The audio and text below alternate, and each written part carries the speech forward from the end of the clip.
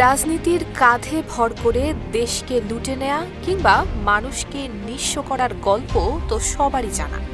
তবে এবার যে ঘটনাটি বলতে চাচ্ছি তা হয়তো রাজনৈতিক অঙ্গনে নজিরবিহীন। দলের নাগরিক সমাবেশের অর্থ জোগাতে স্ত্রীর গয়না বিক্রি করেছেন জাতীয় নাগরিক পার্টি এনসিপির এক সমর্থক। দলের প্রতি সমর্থকের এমন ভালোবাসা এখন দেশ জুড়ে আলোচনার কেন্দ্রবিন্দু। তবে আলোচনার সূত্রপাত হয় জাতীয় নাগরিক পার্টির যুগ্ম সদস্য সচিব মোহাম্মদ মাহিন সরকারের এক ফেসবুক পোস্টকে কেন্দ্র করে।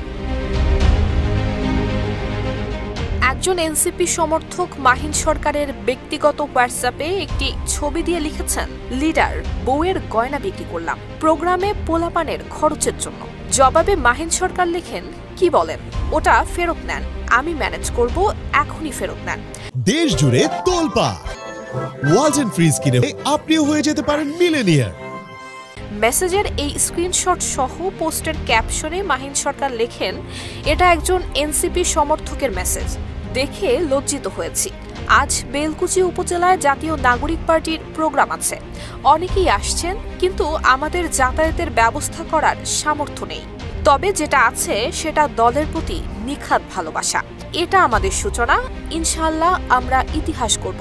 স্ট্যাটাসটির সত্যতা যাচাই করে এনসিপি নেতা মাহিন সরকার জানান, আমরা প্রচারণা চালিয়েছি। আমাদের ভালোবেসে তিনি স্ত্রীর গয়না বিক্রি করে সমাবেশে আসছেন। তবে আজকের সমাবেশ শেষে আমরা ডোনারদের কাছ থেকে তার খরচ ফিরিয়ে দেওয়ার চেষ্টা করব।